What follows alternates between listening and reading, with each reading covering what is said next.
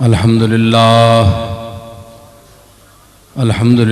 वकफ़ा वसलामुन अला इबादिहिल्लज़ीना इस्तफ़ा खुसूसन अला सय्यिदि वुल्दि आदम व ख़ातमिल अंबिया व अला आलिहिल मुज्तबा व अला कुम्मल अतबाइहि मिनस सिद्दीक़ीन वस्सालिहीन वश्शुहदा। अम्मा बादु फ़अऊज़ु बिल्लाहि मिनश शैतानिर रजीम बिस्मिल्लाहिर रहमानिर रहीम। अर्रहमान अल्लमल क़ुरआन खलक़ल इंसान अल्लमहुल बयान। सदक़ल्लाहु मौलानल अज़ीम। इन्नल्लाह व मलाइकतहु युसल्लूना अलन नबी या अय्युहल्लज़ीना आमनू सल्लू अलैहि व सल्लिमू तस्लीमा।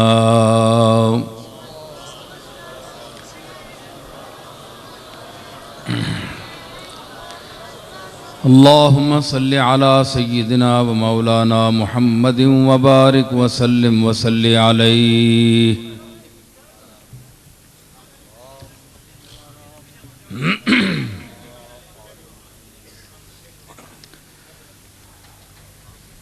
मुअज़्ज़ज़ सामीन व नाज़रीन,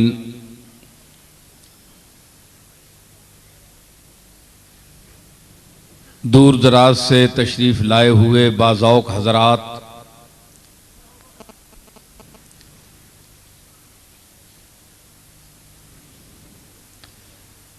अल्लाह की वहदत पर यकीन रखने वालों,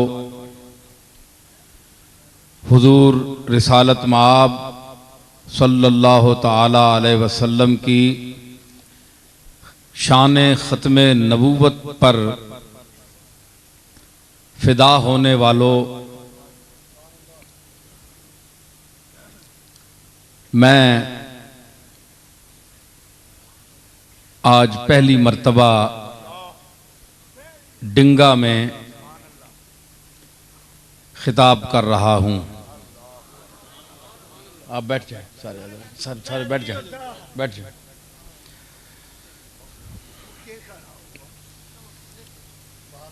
आप बाज़ौक़ हज़रात हैं, समात के आदाब मलहूज़ ख़ातिर रखें। जहाँ आदाब गुफ्तगू होते हैं वहाँ आदाब समात भी होते हैं।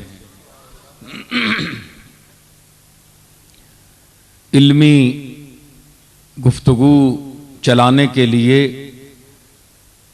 सामीन का बाशऊर होना, ज़हनी तौर पर हाजिर होना ज़रूरी है। मेरे सामने उलमा तशरीफ़ फरमा हैं, गिरदो नवाह से काफ़ी लोग तादाद में बैठे हैं ईदगाह में। ये गालिबन ईदगाह है,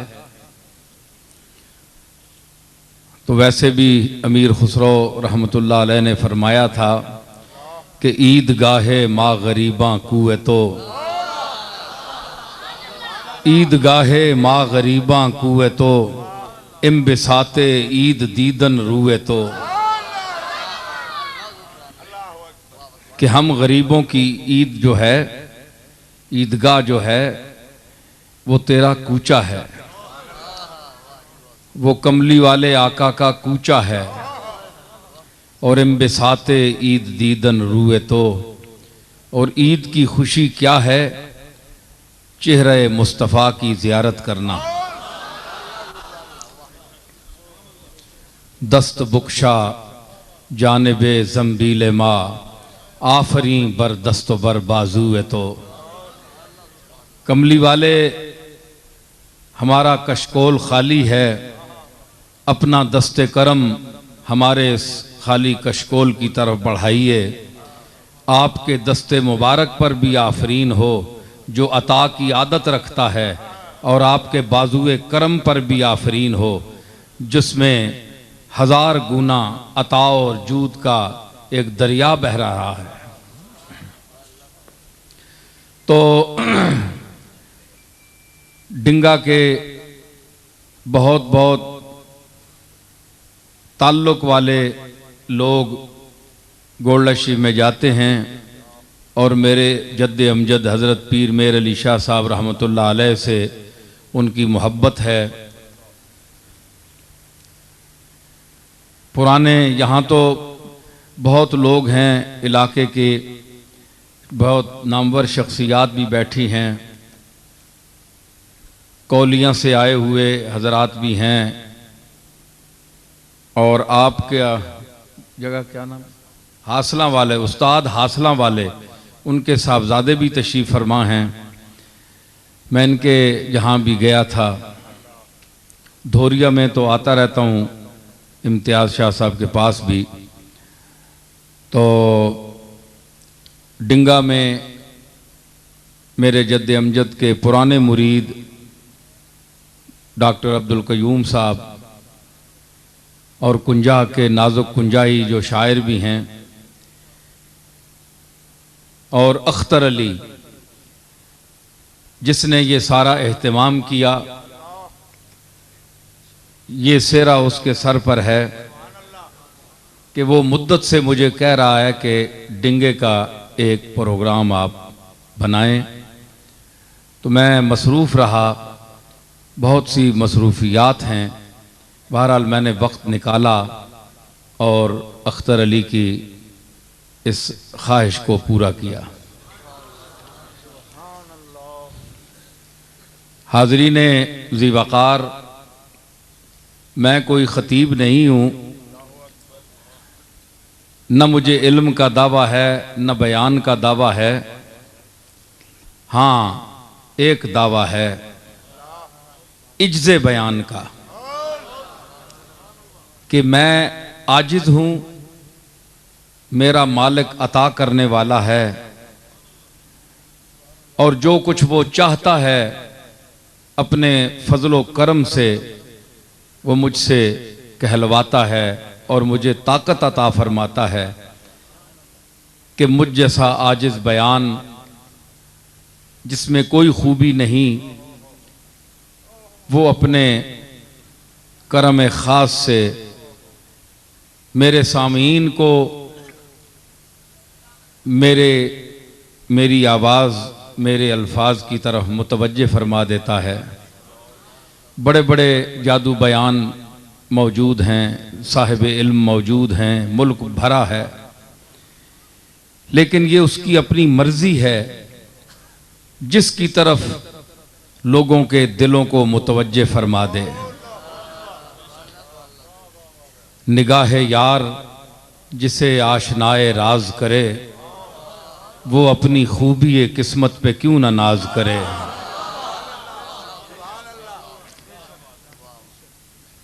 तो मैंने आज जिन आयात का इंतखाब किया है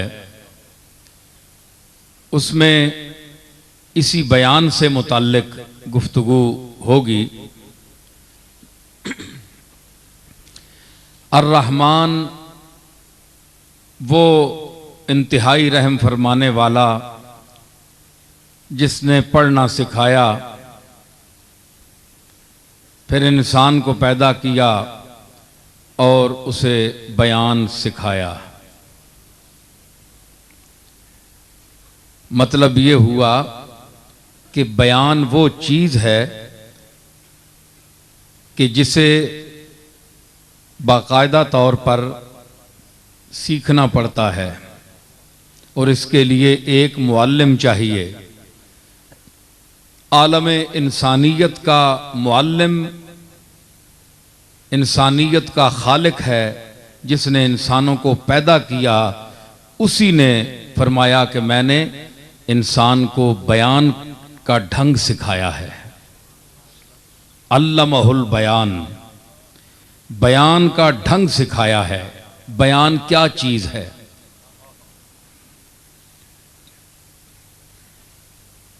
जो चीज लफ्जों के अंदर हो वो माना होती है, उसको कहते हैं माना। लफ्ज का माना फेंकना होता है। शरजामी में आता है कि अकल तो तमरा व लफज तो नवाता, कि मैंने गुठली खाई, मैंने खजूर खाई और गुठली फेंकी। लफ्ज का माना है फेंकना। चूंकि इंसान के मुंह से लफ्ज इस तरह निकलता है जिस तरह इंसान उसे बाहर फेंक रहा है, तो इस मुनासिबत से जो आवाज निकलती है हुरूफ की मुतशक्कल होकर, हुरूफ में मुबद्दल होकर, तब्दील होकर, उसको लफ्ज के लफ्ज से ताबीर किया जाता है। लफ्ज के लिए मुंह चाहिए, मुंह के लिए जिस्म चाहिए, जिस्म के लिए जिंदगी चाहिए। अल्लाह ताला जिस्म से भी पाक है, मुंह से भी पाक है, जबान से भी पाक है, तो वो भी बयान फरमाता है। हमारे बयान में और उसके बयान में जाहिर है कि फ़र्क है, और फ़र्क होना भी चाहिए। वो खालिक है और हम मखलूक हैं। फरमाया फ़इज़ा क़राना हो फ़त्तबि क़ुरआना, फ़इज़ा क़राना हो फ़त्तबि क़ुरआना। ऐ मेरे रसूल, जिस वक्त हम तुझ पर अपना कुरान पढ़ें तो हमारे कुरान पढ़ने का इत्तिबा करें। सुम्मा इन्ना अलैना बयाना, और फिर हम पर है इसका बयान करना। पढ़ाते भी हम हैं, बयान भी हम करते हैं। यहां बयान की निस्बत अल्लाह ने अपनी तरफ की कि मैं बयान करता हूं, हम बयान करते हैं। तो हम बयान करते हैं और हम भी बयान करते हैं। अल्लाह भी बयान फरमाता है और हम भी बयान करते हैं। और इस आयत में फरमाता है कि इन्ना अलैना बयाना, सुम्मा इन्ना अलैना बयाना, हम पर बयान है। ये हमारा जिम्मा है कि हम किताब भी पढ़ाएंगे, ज़ालिकल किताब, और फिर बयान जो है वो भी। अब सवाल ये पैदा होता है कि क्या किताब में बयान नहीं है? किताब में जो आयात हैं, आयात अल्फाज की शक्ल में हैं और हर लफ्ज में माना मौजूद होता है, तो फिर मजीद बयान की क्या जरूरत है? जबकि हर आयत अपने अल्फाज के हवाले से अपने मानी मुरादिया पर दलालत करती है, हर आयत। तो फिर मजीद बयान की क्या जरूरत है?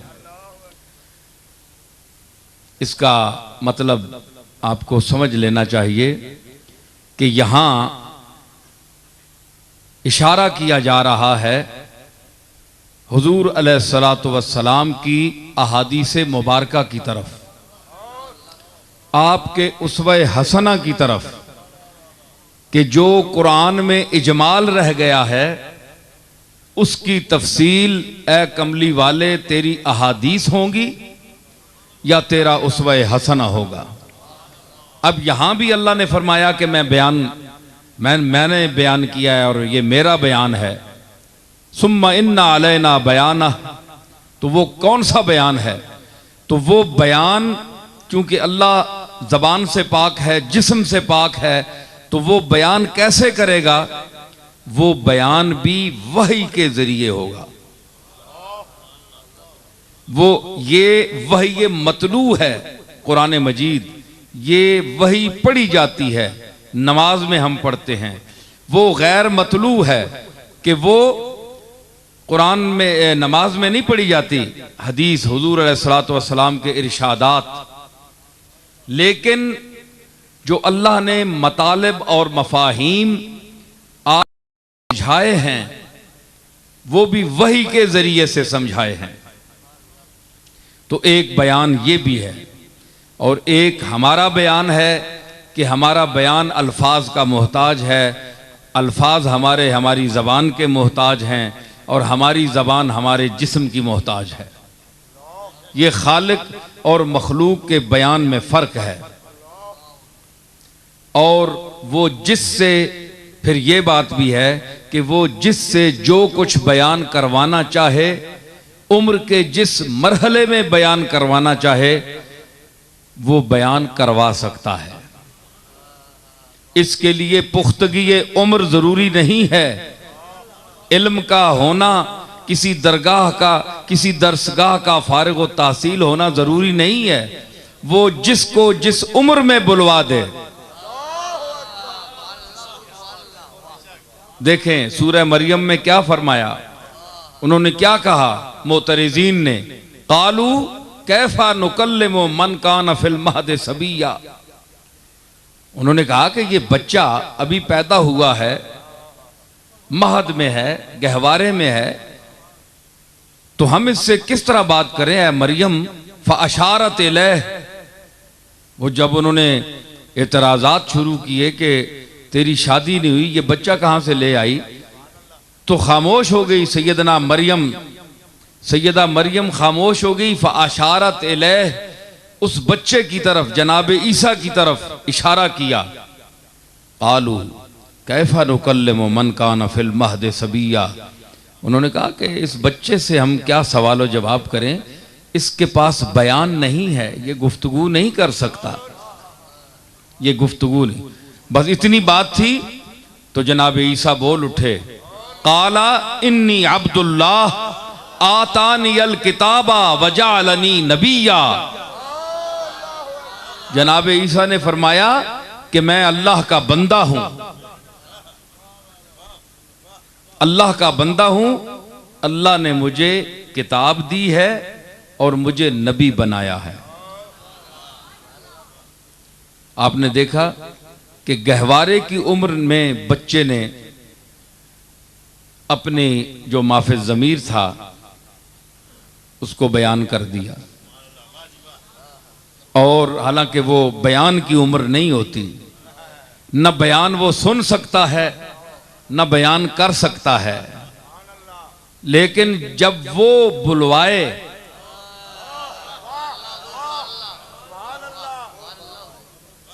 और फिर आपको मैं एक और बात भी बताऊं कि जब यूसुफ अलैहिस्सलाम को जुलेखा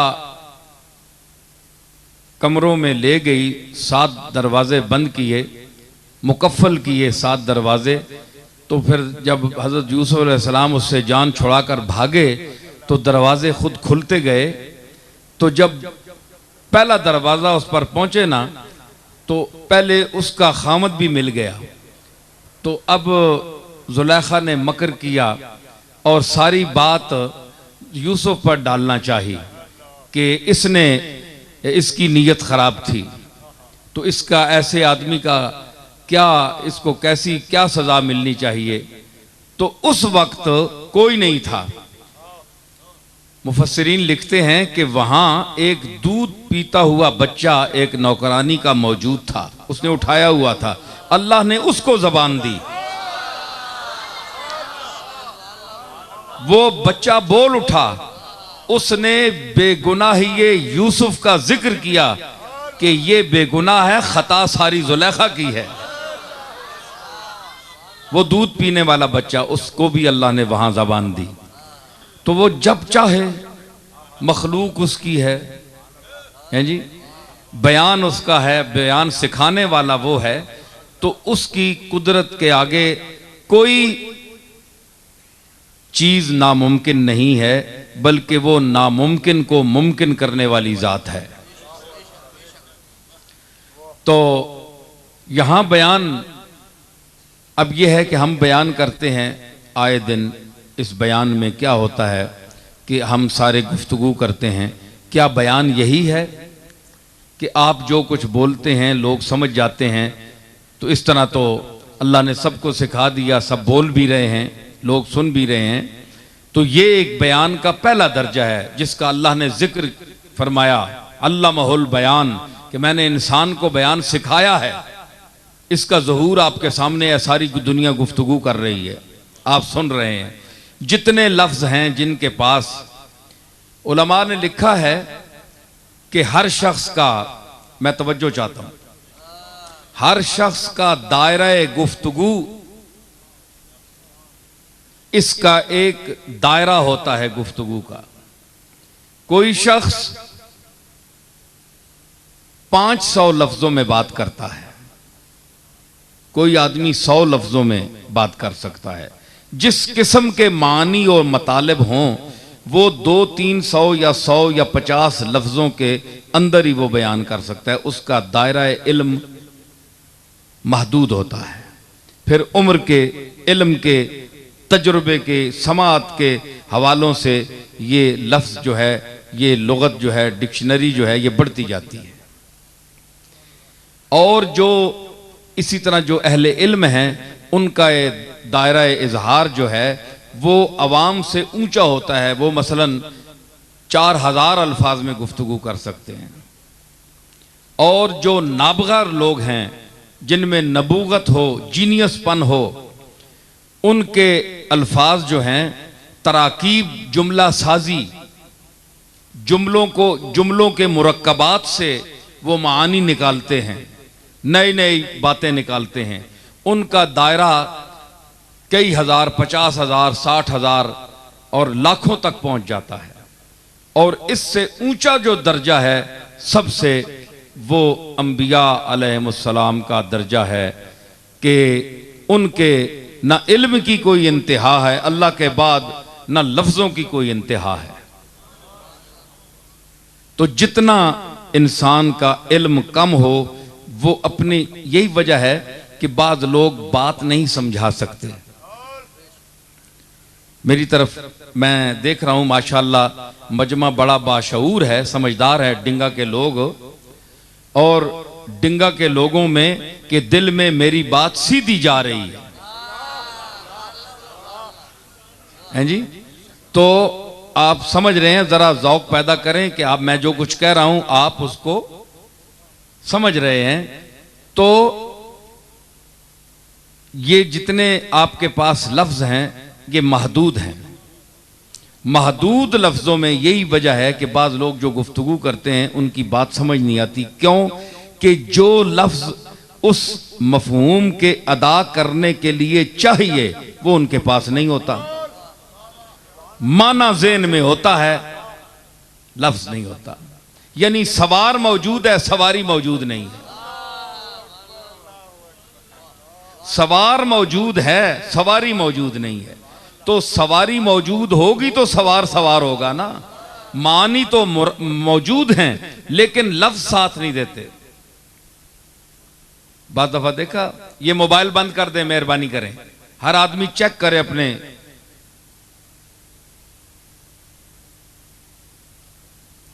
तो बाज दफा बयान जो है वहां आजिज़ी आ जाती है, जहां इंतहाई दर्द और मोहब्बत का मकाम हो, अकीदत का मकाम हो। जब आप मदीना शरीफ हाजिर होते हैं तो जिनके दिल में इश्क मुस्तफ़ा है, हुजूर की निस्बत है, मोहब्बत है, तो आप जरा अंदाजा लगाएं कि जाली शरीफ के सामने कोई लफ्ज साथ देता है? सिर्फ अल्फाज गुंग हो जाते हैं। ख्यालात जो हैं वो जबान बनकर, उनकी अपनी जबान होती है। मानी और मफाहीम और मतालिब, ख्वाहिशात, आरजुएं, इल्तिजाएं अपने लफ्जों को छूने के बगैर हुजूर की बारगाह में हाजिर होती हैं। वहां अल्फाज साथ छोड़ देते हैं। तो ऐसा मकाम भी आता है, देखे ना। और ऐसा मकाम भी आता है, इसकी मिसाल और भी कुरान मजीद में भी है। जब हुजूर अलैहिस्सलातु वस्सलाम मेराज में गए तो अल्लाह से हम कलाम हुए, तो अल्लाह ने कोई लफ्ज नहीं फरमाया कि मैंने फलां लफ्ज में, हालांकि कुरान लफ्जों में उतारा, लेकिन जब अल्लाह ने रसूल से बात की तो फरमाया कि फ़अौहा इला अब्दिही मा औहा, कि अपने बंदे की तरफ उसने जो वही की वो की। वही के लिए लफ्जों का होना जरूरी नहीं है। ये इंतकाले ख्यालात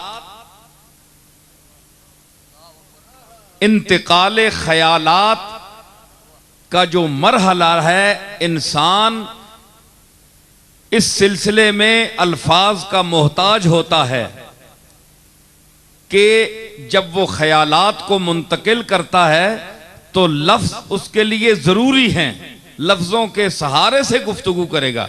लेकिन जो अल्फाज और मानी का खालिक है उसके लिए जरूरी नहीं है कि वो लफ्ज तजवीज करे। वो अपने मतालिब और मफाहीम को अल्फाज के सहारे के बगैर वही कर देता है, दिल में डाल देता है। वही का क्या मतलब है? दिल में डालना, दिल में डाल देता है, वो समझ जाता है। ये सिलसिला अंबिया अलैहिस्सलाम के साथ वही के हवाले से है। और फिर जिसके दिल में डाल दे, ये नबी के अलावा गैर नबी के दिल में भी डाल सकता है। इल्हाम और वही फ़अल्हमहा फुजूरहा व तक़वाहा, इंसान के ज़मीर में इल्हाम कर दिया, डाल दिया, अच्छी चीज़ों को भी बुरी चीज़ों को भी। अब ये इंसान की अपनी मर्जी है कि वो किस पर अमल करता है। तो ये इंसान नहीं कह सकता कि मेरे साथ उसने, मेरे पास कोई अच्छे बुरे की तमीज़ नहीं है, बल्कि क़द तबय्यन रुश्द मिनल गई, गुमराही भी सामने है, हिदायत भी सामने है। जिसकी मर्जी है हिदायत को अपनाए, जिसकी मर्जी है गुमराही की तरफ जाए। जबर नहीं है, ला इकराह फिद्दीन, दीन में जबर नहीं है। अपनी अक्ल और समझ को इस्तेमाल करो और अपने फायदे और नुकसान को खुद समझो। तो हम देखते हैं कि अंबिया अलैहिस्सलाम में ये बयान का जो मरहला है कि जिस तरह जनाब मूसा की ज़बान में लुकनत थी, उन्होंने अर्ज़ की कि मेरे जो भाई हैं हारून, इनको मेरा वज़ीर बना, ये मुझसे ज़्यादा फसी गुफ्तगू करते हैं। तो देखें कि अब ये अल्लाह जानता है, हिकमत है कि लुकनत उनकी ज़बान में क्यों थी। बाद लोग तो कहते हैं जो बचपन में उन्होंने अंगार वो एक रखा था अपनी ज़बान पर, तो उसकी वजह से थी। बहरहाल जो बात भी थी, तो उनके जो भाई हैं जनाब हारून अलैहिस्सलाम, फरमाया कि ये मुझसे ज़्यादा फसी हैं, बात करते हैं, समझाने का ढंग इनमें है, बात को समझा लेते हैं मुझसे ज़्यादा। यहां एक और नुक्ता भी ज़हन में रहे कि ये सगे भाई हैं और पैगंबर हैं, लेकिन एतराफ देखिए कि एक उलुल अज़म पैगंबर मूसा, जनाब मूसा, जिनका गालिबन कुरान मजीद में 400-500 मरतबा जिक्र हुआ है, और वो एक जो बात उनमें किसी वजह से भी थी, तो उन्होंने अपने भाई की फसाहत का एतराफ कर दिया कि मैं मानता हूं कि ये मुझसे ज्यादा अच्छा बोल लेता है। इससे हमें समझ आती है कि अगर भाइयों में एक दूसरे के एतराफ का जज्बा पैदा हो जाए कि कौन मुझसे ज्यादा किस मामले में मुझसे बढ़कर है, तो मोहब्बत के जो रिश्ते हैं वो और करीब हो जाते हैं। जिस तरह के कुरान मजीद में जनाब मूसा ने हारून अलैहिस्सलाम की फसाहत कौल का एतराफ किया कि ये मुझसे ज्यादा बेहतर बोल लेता है, हालांकि भाई भाई के मुतल्लिक बहुत मुश्किल से तारीफ करता है, लेकिन ये शान नबूवत है कि जो सच्ची बात थी उसको मालिक के सामने पेश कर दिया। हालांकि मालिक भी जानता है, लेकिन वो मूसा की जबान से इसका एतराफ चाहता है, एतराफ कर दिया। तो इस तरह अगर मुसलमान भाई, ये तो सगे भाई थे ना, तो इससे पता चलता है कि अगर मुसलमान भाई भी आपस में एक दूसरे के जो बुग़्ज़, इनाद और बखीली रखते हैं दिलों में, दूसरी की जो जायज़ तारीफ है, जिसका वो हकदार है, उससे भी जबान बंद करते हैं, बल्कि उल्टा उसके मुखालिफ बोलते हैं, हालांकि अंदर से उनका दिल मानता है कि हम झूठ बोल रहे हैं। तो उनको चाहिए कि जनाब मूसा के इस अमल की तकलीद करते हुए, सुन्नते मूसवी को अपनाते हुए एक दूसरे का एतराफ करें। एतराफ करें तो मोहब्बत बढ़ेगी। आज जो उम्मत फिरकों में तकसीम है, इसकी वजह क्या है? उलमा लड़ रहे हैं, इख्तिलाफ है, कोई किसके लिए क्या कह रहा है। हालांकि खूबियां अल्लाह ने सबको दी हैं, किसी को कम, किसी को ज्यादा, लेकिन जो भी इस बाजार वजूद में आया है, उसको अल्लाह ने किसी ना किसी खूबी से तो जरूर नवाजा है। किसी के दामन को खाली तो नहीं छोड़ा उसने। आप में 50 खूबियां होंगी, लेकिन अगर एक शख्स में एक खूबी है तो उसकी एक खूबी को भी आप तस्लीम करें। आप ये देखें और अल्लाह का शुक्र अदा करें कि मुझे 50 या 100 खूबियां अता की हैं। तो अगर एक खूबी एक शख्स में है तो उस भाई को आप क्यों नजरअंदाज करते हैं? तो अगर उस खूबी को आप अपनाएंगे, उसकी तारीफ करेंगे, तो उसका दिल भी खुश होगा। फिर ये तहदीसे नेमत के तौर पर है, ये कोई गलत तारीफ भी नहीं है कि आप खुशामद कर रहे हैं या दूसरे को यानी उससे कुछ फायदा हासिल करने के लिए तारीफ कर रहे हैं। जो किसी में खूबी हो उसको बयान करना चाहिए। तो हुजूर अलैहिस्सलातु वस्सलाम ने भी जो तहदीसे नेमत के तौर पर अपने लिए फरमाया, वो भी एतराफ़े करम था, अपने मालिक के करम का एतराफ़ था। उसमें माअज़ल्लाह न किब्र था, न गुरूर था और न खुद सिताई थी, बल्कि जो अल्लाह ने करम फरमाया था, हुजूर ने उम्मत के सामने, सहाबा के सामने उनका जिक्र फरमाया। जिस तरह फरमाया, आना मदीनतुल इल्म व अलीयुन बाबुहा, कि मैं शहर इल्म हूँ, इल्म का शहर हूँ और अली उसका दरवाज़ा है। तो अब अली ने, यहाँ देखें हुजूर के भाई हैं अली, जिस तरह मूसा ने तारीफ की हारून की, तो यहां एक पैगंबर अली के इल्म का एतराफ कर रहा है।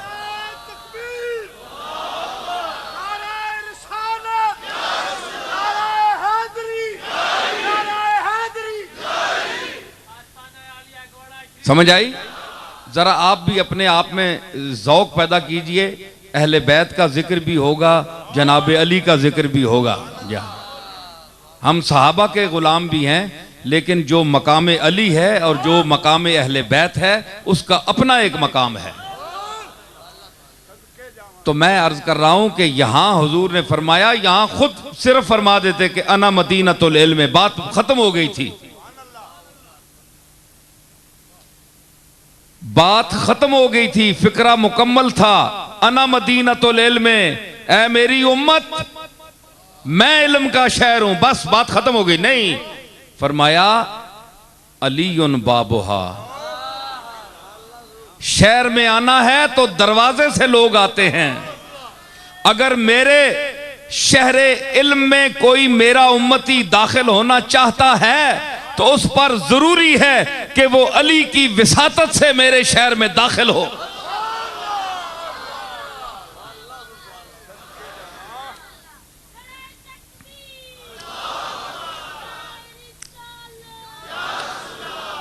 समझ आई?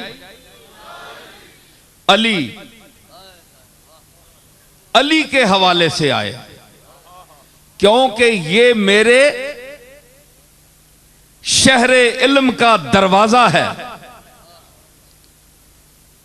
और आपको पता है एक और हदीस भी है जिसको मुस्नद अहमद में इमाम अहमद इब्न हंबल ने जिक्र किया ये भी मशहूर हदीस है, शोहरत याफ्ता है। और दूसरी ये है कि अना बैतुल हिकमते व अलीयुन बाबुहा। इसमें जरा मैं फर्क बयान करना चाहता हूं। ये किसी किताब की बात नहीं है, मैं अपनी यानी जो अल्लाह ने मुझे समझ दी है उसके मुताबिक मैं इसका तज्जिया पेश करना चाहता हूं। किताब में जो कुछ जिक्र है, किताबों में भी, वो भी अहले इल्म थे, उन्होंने भी अपने ज़ेन रसा के हवाले से गुफ्तगू की है। ठीक है, उनका इल्मी मर्तबा रूहानियत हमसे ज्यादा होगी, बड़ी होगी, लेकिन खुद भी तज्जिया करना चाहिए इंसान को। जब अल्लाह ने तदब्बुर फिल कुरान का हुक्म दिया है कि तुम गौर करो, कुरान पढ़ने वालों कुरान में गौर करो, तो गौर का बराह रास्त हुक्म दिया ना, खुद गौर करो। ये तो नहीं कोई तफसीर पढ़ो।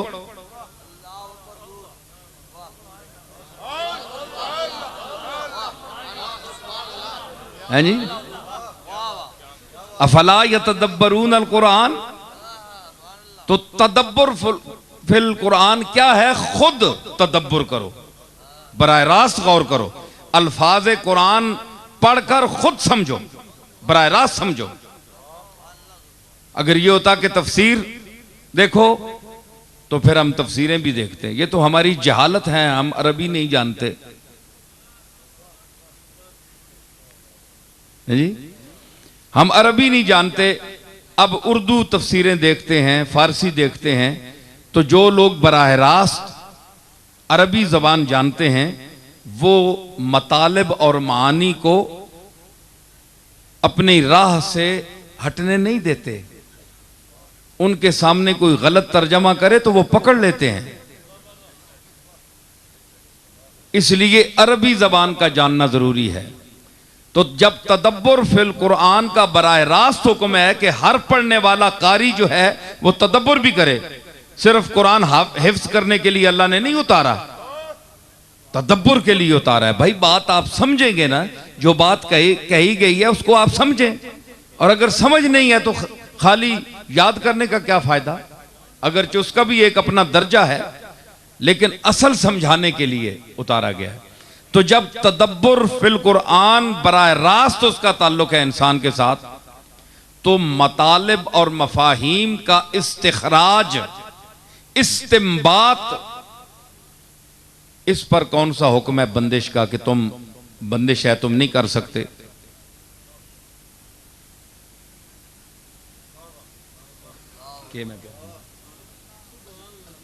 हाँ, तो अली, मैं क्या कह रहा था? हाँ, बैतुल हिकमत, बैत और शहर में इंसाफ करना, इंसाफ करना। मैं किसी मसलक की नुमाइंदगी नहीं कर रहा, मैं जो अल्फाज और हदीसें हैं, कुरान मजीद है, उनके मतालिब पर गुफ्तगू कर रहा हूं। अगर किसी मसलक की तरदीद हो रही है तो वो खुद ब खुद हो रही है, मैं नहीं कर रहा। अगर ताईद हो रही है तो वो खुद ब खुद हो रही है, ठीक है ना। तो देखें, शहर के लिए कई दरवाजे भी हो सकते हैं, शहर के कई दरवाजे भी हो सकते हैं, लेकिन दूसरी हदीस में फरमाया कि अना बैतुल हिकमते। बैत याद रखें, अरबी में उस घर को कहते हैं जिसका दरवाजा ही एक हो।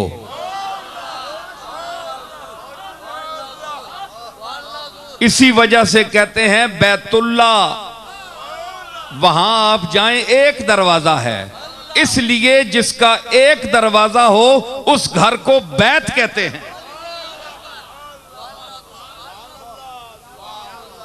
उस घर को बैत कहते हैं। गोया इसमें फरमाया कि अना मदीनतुल इल्म व अलीयुन बाबुहा, कि मैं शहर हूं इल्म का और अली उसका दरवाजा है। अली उसका दरवाजा है। नाम लिया, नाम लिया। और दरवाजे भी हैं, हो सकते हैं, हम इनकार नहीं करते। जनाबे सैयदना सिद्दीक़ अकबर हमारे सर आंखों पर, फारूक आजम हमारे सर आंखों पर, तमाम सहाबा जो अजिल्ला सहाबा हैं, उलमा हैं, उस दर्जे के, वो सब हमारे सर आंखों पर, हम इनकार नहीं कर सकते। लेकिन हुजूर ने जिक्र यहां फरमाया सिर्फ अली का। और इस हदीस में जिसको इमाम अहमद ने जिक्र किया अपनी मुस्नद में, फरमाया अना बैतुल हिकमत, वहां इल्म फरमाया, यहां हिकमत फरमाई। यानी दो लफ्जों में, एक ये है कि बैत में एक दरवाजा होता है, अगर यानी तुमने हिकमत सीखनी है तो जो हिकमत मुस्तफाई है उसका वारिस सिर्फ अली है।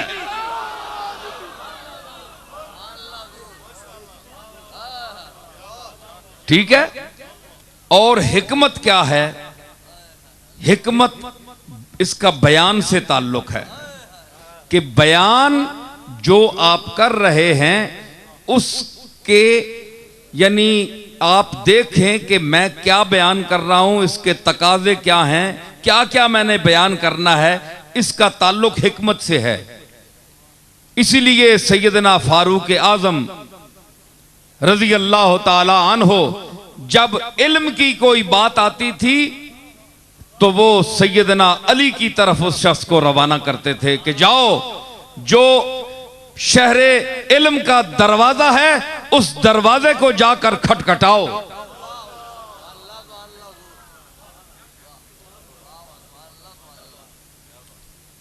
देखें, एक बात याद आ गई इल्म की। तो एक शख्स ने कहा,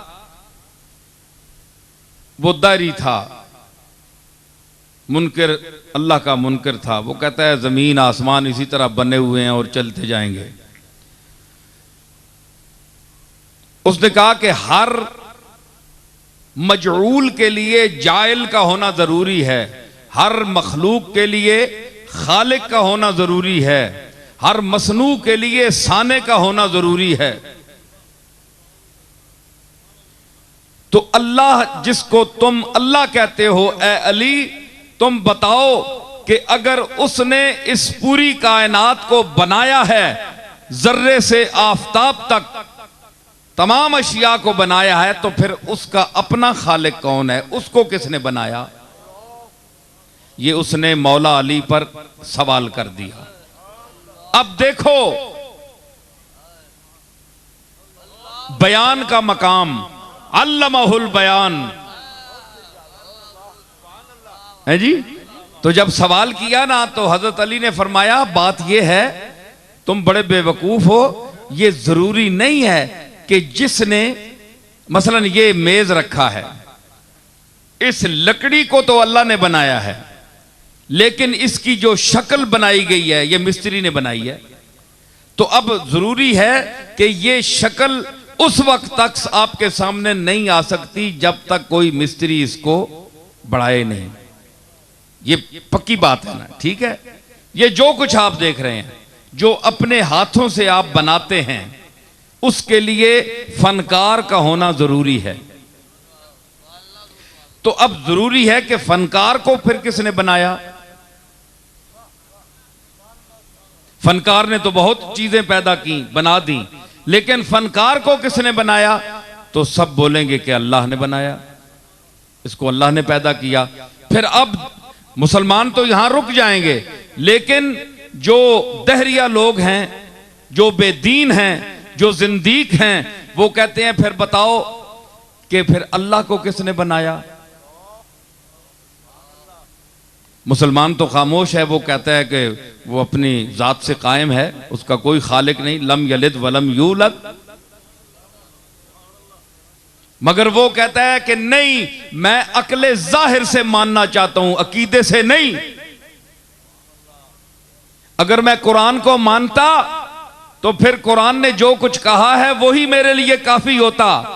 मैं तो जिसने कुरान को नाजिल किया है उसको भी नहीं मानता, तो कुरान को कैसे मानूं? मुझे बताओ ऐ अली, बताओ तुम्हें जो शहर इल्म का दरवाजा कहा गया है। नबी ने अपने इल्म शहर का तुम्हें दरवाजा कहा, तो अब दरवाजा होने का सबूत दो। फरमाया, मौलाए कायनात बोले, फरमाया नहीं मानता कि हर बनाने वाले के लिए एक बनाने वाला, फिर उसका बनाने वाला, फिर उसका बनाने वाला, ये तो दौरो तसलसल है, ये महाले अकली है, ये तो हो ही नहीं सकता, इसकी तो फिर कहीं रुकावट ही नहीं। फिर उसका बनाने वाला, फिर उसका, फिर उसका, फिर उसका, ये सारी उम्र तस्बीह पढ़ते रहो, ये तो महालात अकलिया से है। उसने कहा नहीं, मुझे समझाओ, बात समझाओ। फरमाया गिनती आती है, सुनो अली की है इल्म की बात। फरमाया गिनती आती है जी, 1 2 3 4 5 6 गिनी ना। फरमाया उल्टे गिनो। उसने कहा 6 5 4 3 1। जनाबे अली ने फरमाया 1 से पहले गिनो।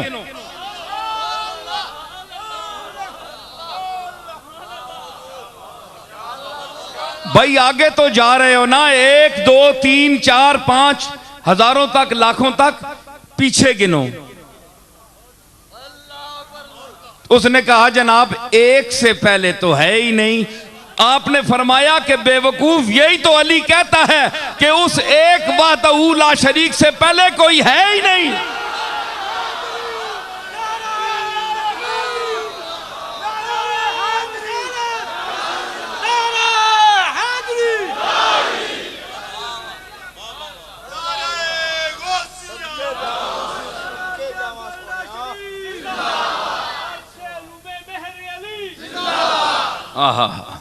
इसलिए किसी ने कहा था कि मुर्तजा को खानाजादे रब्बे अकबर देख कर,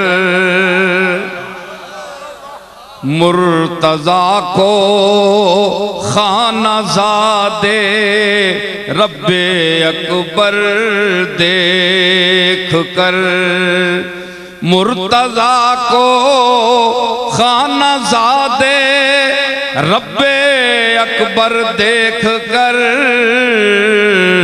ब्याह दी बेटी पैगंबर ने बड़ा घर देख कर, ब्याह दी बेटी पैगंबर ने बड़ा घर दे।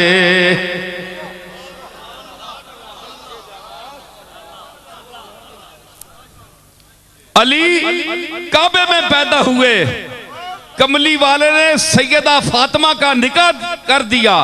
क्यों? ब्याह दी बेटी पैगंबर ने बड़ा घर देख। अल्लाह का घर बड़ा है, अली अल्लाह के घर में पैदा हुआ, बड़ा घर देख कर ब्याह दी।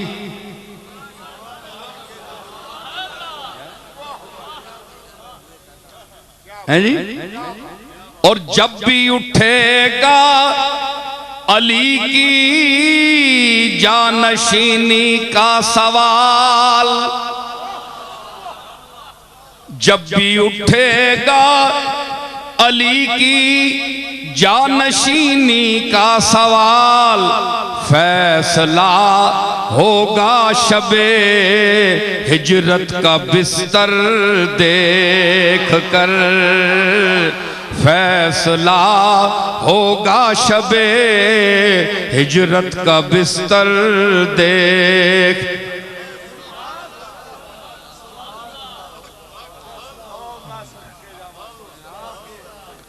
जब भी उठेगा नबी की जानशीनी का सवाल, फैसला होगा शबे हिजरत का बिस्तर देख।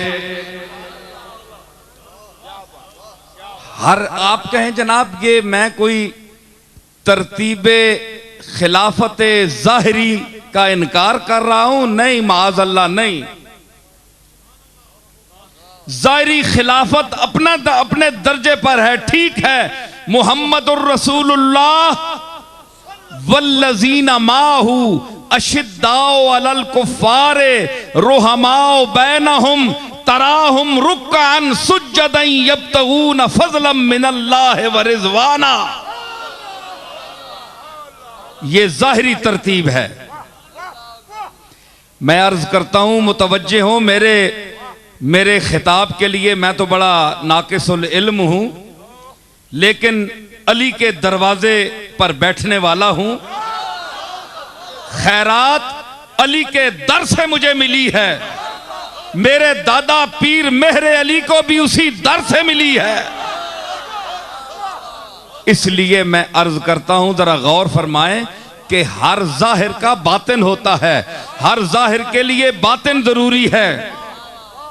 कोई ऐसा जाहिर बताएं जिसका बातिन ना हो। कोई बताएं आप कि वो सिर्फ जाहिर ही जाहिर हो। हर जाहिर का बातिन होता है। अगर जाहिर बातिन कोई चीज नहीं है तो हुवल अव्वल हो, हुवल आखिर हो, हुवल जाहिर हो, हुवल बातिन क्यों अल्लाह ने फरमाया? जाहिर भी है बातिन भी है, तो मतलब है कि जाहिर की खिलाफत यह है, नबी का बातिन भी तो है ना। अरे बातिन ही पर तो सारा झगड़ा है। जाहिर पर कोई नबी का मुनकर नहीं है। जो मुनकर होगा वो दायरा इस्लाम से खारिज है। झगड़ा सारा आज जो इख्तिलाफ का है वो बातिन नबी पर है कि नबी का बातिन इल्म जानता है कि नहीं, नबी का अंदर साफ है कि नहीं, नबी पर मुग़ीबाते कायनात आश्कार हैं या नहीं, नबी का दिल शीशा है कि नहीं, नबी के पास इल्मे गैब है कि नहीं। ये बातनी दुनिया है, ये अंदर की दुनिया है, ये कल्ब की दुनिया है। जिस तरह हुजूर ने फरमाया, आप कहें नसीर साहब आप वैसे ही अपनी अकीदत का इजहार कह रहे हैं। नहीं, कमली वाले का इरशाद है, फरमाया यनामो ऐनाया वमा यनामो कल्बी। ओ मुझे अपने जैसा कहने वालों, गौर करो, तुम्हारी आंखें सो जाती हैं तो तुम्हारा दिमाग भी सो जाता है। तुम्हें कोई खबर नहीं कि तुम कहां पड़े हो, लेकिन जिसका तुम कलेमा पढ़ते हो उसका मकाम यह है कि उसकी आंखें तो जाहिर में बंद हो जाती हैं, लेकिन उसका दिल खुल जाता है, रोशन होता है, जागता रहता है। इसलिए याद रखें कि हुजूर अगर आराम भी फरमा लें तो आपका वुजू मुबारक नहीं टूटता था। मौलवी तेरा वुदू टूट जाता है, कमली वाले का वुदू नहीं टूटता, क्योंकि उसका जाहिर बंद होता है, बातिन बेदार होता है। अब आपको समझ आई कि जाहिर बातिन क्या है? समझ आ गई ना? अब मैं उस कमली वाले के बातिन का वारिस कह रहा हूं कि कौन है, जिसके लिए रसूलुल्लाह ने फरमाया और कुरान ने गवाही दी, अनफुसना व अनफुसकुम। ओए मुबाला करने वालों, तुम भी अपनी औरतें लाओ, हम भी लाते हैं। बच्चे लाओ, मैं भी लाऊंगा। हसन हुसैन मेरे नवासे मेरे साथ है। अबनाना व अबनाकुम। लोग कहते हैं ये तो नवासे हैं। अल्लाह ने इब्न के लफ्ज का इतलाक किया कुरान में हसनैन पर।